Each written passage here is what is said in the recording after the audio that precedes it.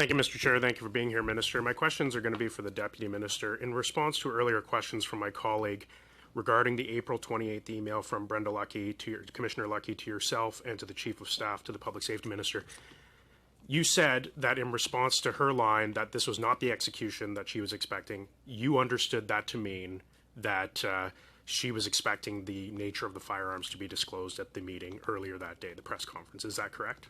No. Can you please clarify what you said earlier to my colleague then?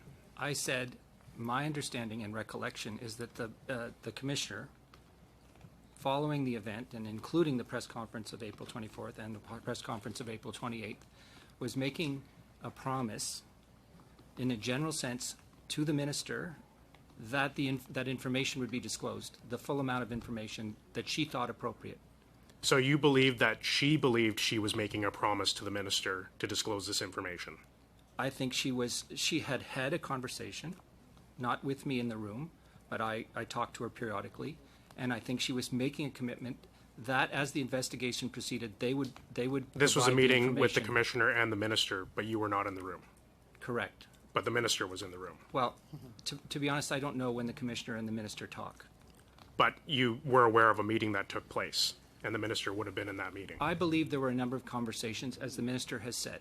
But you were not involved in these conversations?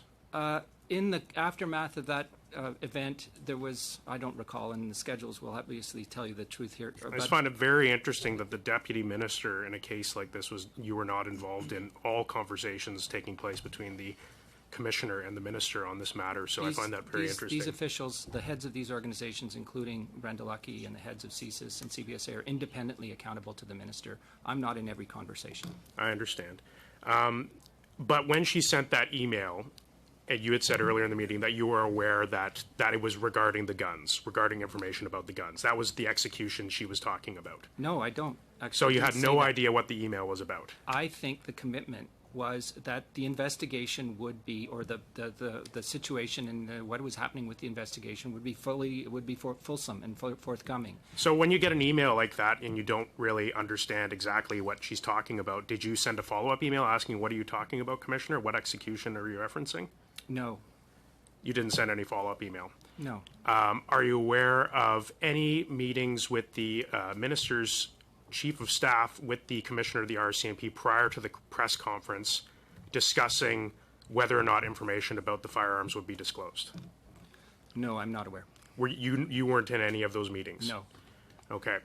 And so the RCMP Commissioner, and you would agree, the RCMP Commissioner had an expectation, you had said earlier, that the firearms would be disclosed at the press conference. I think you keep saying it that way, and that's not what I'm saying. Mm-hmm. What I'm saying is there was an expectation on her part that there would be a full disclosure, and in her mind it would be the guns included. That's what that email reveals. I don't believe it's a result, and I agree with the Minister. I never was witness to any commitment or promise made that there would be information provided about the guns. But you said earlier that you believed that the Commissioner believed that she was making a promise. To be fulsome about the investigation. What that meant is a question you will have to ask her. Yes, and that's something that we'll definitely be asking.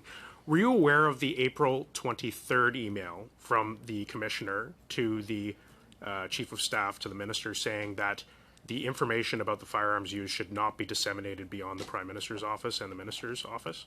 Yes, I was.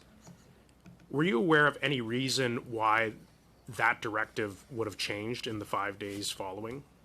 Was there any discussion about why the Minister believed that that should be the case and why that might have changed? Not to my knowledge.